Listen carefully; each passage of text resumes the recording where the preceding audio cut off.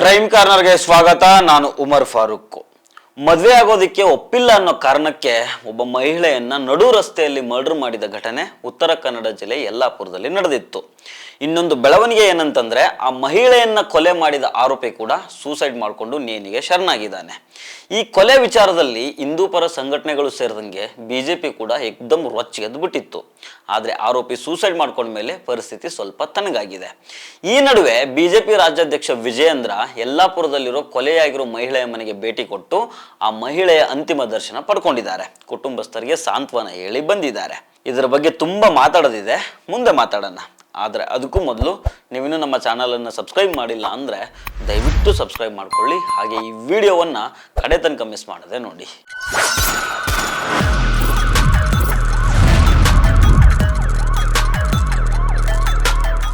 ಮದುವೆ ಆಗದೆ ಇರೋ ಕಾರಣಕ್ಕೆ ಡಿವೋರ್ಸ್ಡ್ ಮಹಿಳೆಯನ್ನ ಕೊಲೆ ಮಾಡಿದ ವಿಚಾರ ರಾಜ್ಯದಲ್ಲಿ ದೊಡ್ಡ ಮಟ್ಟದಲ್ಲಿ ಸದ್ದು ಮಾಡ್ತು. ಕೊಲೆಯಾದ ಮಹಿಳೆಯ ಹೆಸರು ರಂಜಿತಾ, ಕೊಲೆ ಮಾಡಿದ ಆರೋಪಿ ಹೆಸರು ರಫೀಕ್. ಈಗ ಇವನು ಕೂಡ ನೇಣು ಬಿಗಿದುಕೊಂಡು ಸೂಸೈಡ್ ಮಾಡ್ಕೊಂಡಿದ್ದಾನೆ. ರಂಜಿತಾಳನ್ನ ಕೊಲೆ ಮಾಡಿ ಎಸ್ಕೇಪ್ ಆಗಿದ್ದ ರಫೀಕ್ನ ಮೃತದೇಹ ಉತ್ತರ ಕನ್ನಡ ಜಿಲ್ಲೆಯ ಯಲ್ಲಾಪುರದ ಕಾಳಮ್ಮನಗರ ಅರಣ್ಯದಲ್ಲಿ ಪತ್ತೆ ಆಗಿದೆ. ಎಸ್ಕೇಪ್ ಆಗಿದ್ದ ರಫೀಕ್ಗೋಸ್ಕರ ಶ್ವಾನದಳದ ಮೂಲಕ ಹುಡುಕಾಟ ನಡೆಸ್ತಾ ಇದ್ದಾಗ ಇವನು ಸೂಸೈಡ್ ಮಾಡ್ಕೊಂಡಿರೋ ವಿಚಾರ ಬೆಳಕಿಗೆ ಬಂದಿದೆ. ಇಲ್ಲಿ ವಿಚಾರ ಏನಂತಂದ್ರೆ, 10 ವರ್ಷಗಳ ಹಿಂದೆ ರಂಜಿತಾ ತನ್ನ ಗಂಡನಿಂದ ಡಿವೋರ್ಸ್ ತೆಗೆದುಕೊಂಡಿರ್ತಾಳೆ. ಅಲ್ಲಿಂದ ಇವರನ್ನ ರಫೀಕ್ ಲವ್ ಮಾಡ್ತಾ ಇದ್ದ. ಇಬ್ಬರ ನಡುವೆ ಒಳ್ಳೆ ಬಾಂಧವ್ಯ ಇತ್ತು. ರಫೀಕ್ ಹಾಗೂ ರಂಜಿತಾ ಇಬ್ಬರು ಕುಟುಂಬಗಳ ನಡುವೆ ಒಳ್ಳೆ ಬಾಂಧವ್ಯ ಕೂಡ ಇತ್ತು. ರಫೀಕು ಆಗಾಗ ರಂಜಿತಾ ಮನೆಗೆ ಬಂದು ಊಟ ಮಾಡ್ಕೊಂಡು ಹೋಗ್ತಾ ಇದ್ದ. ಒಂದು ಮಗುವಿನ ತಾಯಿಯಾಗಿದ್ದ ರಂಜಿತಾ ತಂದೆ, ತಾಯಿ ಹಾಗೂ ಅಣ್ಣನ ಜೊತೆಗೆ ಯಲ್ಲಾಪುರದಲ್ಲಿ ವಾಸ ಮಾಡ್ಕೊಂಡಿರ್ತಾರೆ. ಜೀವನೋಪಾಯಕ್ಕೋಸ್ಕರ ಗೌರ್ಮೆಂಟ್ ಸ್ಕೂಲ್ನಲ್ಲಿ ಬಿಸಿ ಊಟದ ಸಹಾಯಕಿಯಾಗಿ ಕೆಲಸ ಮಾಡ್ತಾ ಇರ್ತಾಳೆ. ಈ ನಡುವೆ ಇತ್ತೀಚೆಗೆ ಒಂದಿಷ್ಟು ಬೆಳವಣಿಗೆಗಳು ಆಗ್ತವೆ. ನೀನು ನನ್ನ ಮದುವೆ ಆಗಬೇಕು ಅಂತ ರಂಜಿತಾಳನ್ನ ರಫೀಕು ಒತ್ತಾಯ ಮಾಡ್ತಾ ಇರ್ತಾನೆ. ಆದ್ರೆ ಇದಕ್ಕೆ ರಂಜಿತಾ ಒಪ್ಕೊಂಡಿರೋದಿಲ್ಲ. ನಮ್ಮ ಸಂಬಂಧ ಹಿಂಗೆ ಇರಲಿ, ಆದ್ರೆ ಮದುವೆ ಆಗೋದಿಲ್ಲ ಅಂತ ಹೇಳಿರ್ತಾಳೆ.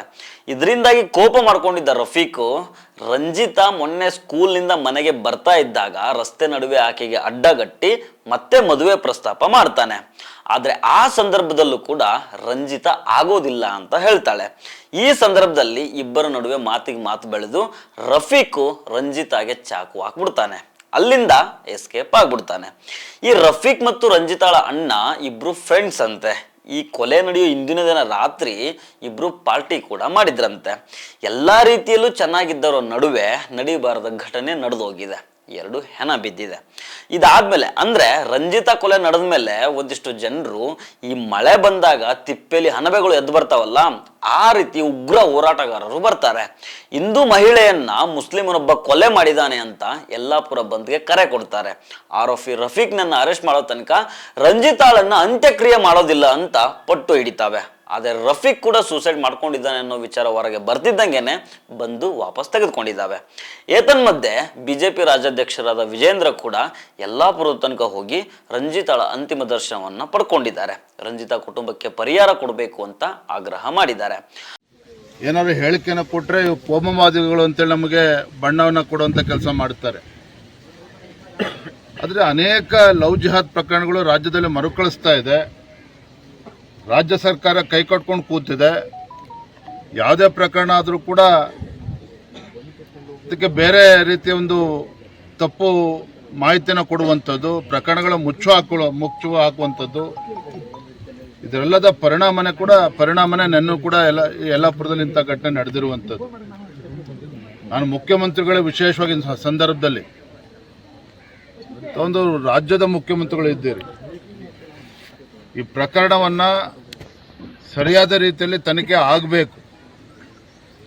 ಇದಕ್ಕೆ ಬೇರೆ ರೀತಿಯ ಬಣ್ಣವನ್ನು ಕೊಡದೇ ಸರಿಯಾದ ರೀತಿ ತನಿಖೆಯಾಗಿ ಆ ಕುಟುಂಬಕ್ಕೂ ಕೂಡ ನ್ಯಾಯ ಸಿಗಬೇಕು, ಹಿಂದೂ ಸಮಾಜಕ್ಕೂ ಕೂಡ ನ್ಯಾಯ ಸಿಗಬೇಕು. ನಾನು ಹಾಗಾಗಿ ಮಾನ್ಯ ಮುಖ್ಯಮಂತ್ರಿಗಳಲ್ಲಿ ಗೃಹ ಸಚಿವರು ಮತ್ತೊಮ್ಮೆ ಆಗ್ರಹ ಪಡಿಸ್ತೇನೆ, ಸರಿಯಾದ ರೀತಿ ತನಿಖೆ ಆಗಬೇಕು. ಮತ್ತು ನೋಡಿದರೆ ಪಾಪ ತಾಯಿ, ಅದೇ ರೀತಿ 10 ವರ್ಷದ ಮಗು ಕೂಡ ಇದೆ. ಕಾನೂನಾತ್ಮಕವಾಗಿ ಯಾವ ರೀತಿ ಪರಿಹಾರವನ್ನು ಕುಟುಂಬಕ್ಕೆ ಕೊಡಬೇಕು ಅದನ್ನು ಕೊಡಲೇಬೇಕಾಗ್ತದೆ. ಅತ್ಯಂತ ಬಡ ಕುಟುಂಬ, ಒಂದು ದಲಿತ ಕುಟುಂಬ, ಒಂದು ದಲಿತ ಹಿಂದೂ ಕುಟುಂಬ ಇದು. ರಾಜ್ಯ ಸರ್ಕಾರ ತತ್ಕ್ಷಣ ಕನಿಷ್ಠ 50 ಲಕ್ಷ ರೂಪಾಯಿ ಪರಿಹಾರವನ್ನು ಕೂಡ ಕೊಡಬೇಕು ಅಂತೇಳಿ ಆಗ್ರಹನ ಪಡಿಸ್ತೇನೆ. ಪಕ್ಷದ ವತಿಯಿಂದ ನಾವು ಇವತ್ತು 5 ಲಕ್ಷ ರೂಪಾಯಿ ಪರಿಹಾರವನ್ನು ಕೂಡ ನಾವು ಕೊಟ್ಟಿದ್ದೇವೆ. ಆದ್ರೆ ನಮ್ಮ ವಿಜೇಂದ್ರ ಸಾಹೇಬರಿಗೆ ಪುತ್ತೂರಿನ ರೂಟು ಸಿಗ್ಲೇ ಇಲ್ವೇನೋ. ಅಲ್ಲೂ ಕೂಡ ಒಬ್ಬ ಹಿಂದೂ ಹುಡುಗಿಗೆ ಮೋಸ ಆಗಿದೆ. ಅಲ್ಲೊಬ್ಬ ದುಷ್ಟ, ಅವನಿವನು ಅಂತಲ್ಲ, ಇವರದ್ದೇ ಪಾರ್ಟಿಯಲ್ಲಿದ್ದವರ ಒಬ್ಬ ದುಷ್ಟ ಮಗ ಇಂದು ಯುವತಿಗೆ ಮದುವೆ ಆಗೋದಾಗಿ ಭರವಸೆ ಕೊಟ್ಟು ಆಕೆಯನ್ನು ಲೈಂಗಿಕವಾಗಿ ಬಳಸ್ಕೊಂಡು ಪ್ರೆಗ್ನೆಂಟ್ ಮಾಡಿದ್ದಾನೆ. ಆಮೇಲೆ ಮದುವೆ ಆಗೋದಿಲ್ಲ ಅಂತ ಓಡಿ ಹೋಗ್ತಾನೆ. ಆ ಹಿಂದೂ ಯುವತಿ ಮಗುವನ್ನು ಹಿಡ್ಕೊಂಡು ಓಡಾಡ್ತಾ ಇದೆ. ಹೇಳೋದಿಕ್ಕೆ ಆ ಮಗುವಿಗೆ ಅಪ್ಪ ಅನ್ನೋನು ಯಾರೂ ಇಲ್ಲ ಅಲ್ಲಿ. ಇಷ್ಟೆಲ್ಲ ಅನ್ಯಾಯ ಆದ್ರೂ ಬಿಜೆಪಿ ರಾಜ್ಯಾಧ್ಯಕ್ಷರಿಗಾಗ್ಲಿ ವಿಶ್ವ ಹಿಂದೂ ಪರಿಷತ್ನವರಿಗಾಗ್ಲಿ ಪುತ್ತೂರಿನ ದಾರಿ ಸಿಗ್ಲೇ ಇಲ್ಲ. ಬಂದ್ ಮಾಡಬೇಕು ಅಂತ ಅನ್ನಿಸ್ಲೇ ಇಲ್ಲ. ಇಲ್ಲಿಗೆ ಇವರ ಹಿಂದೂ ಪರ ಕಾಳಜಿ ಸೆಲೆಕ್ಟಿವ್ ಅನ್ನೋದು ಅರ್ಥ ಆಗುತ್ತೆ. ಇವರಿಗೆ ವಿಕ್ಟಿಮ್ಗಳಿಗಿಂತ ಜಾಸ್ತಿ ಆರೋಪಿಗಳು ಯಾರು, ಅವರ ಧರ್ಮ ಯಾವುದು ಅನ್ನೋದು ಮಾತ್ರ ಮುಖ್ಯ ಆಗುತ್ತೆ. ಈ ಬೃಹನ್ ನಾಟಕ ಜನರಿಗೂ ಅರ್ಥ ಆಗುತ್ತೆ ಬಿಡಿ. ಸೊ ಫ್ರೆಂಡ್ಸ್, ಇದು ಇವತ್ತಿನ ಕ್ರೈಮ್ ಕಾರ್ನರ್. ಮತ್ತೆ ಭೇಟಿ ಆಗ್ತಿರೋಣ. ನಮಸ್ಕಾರ.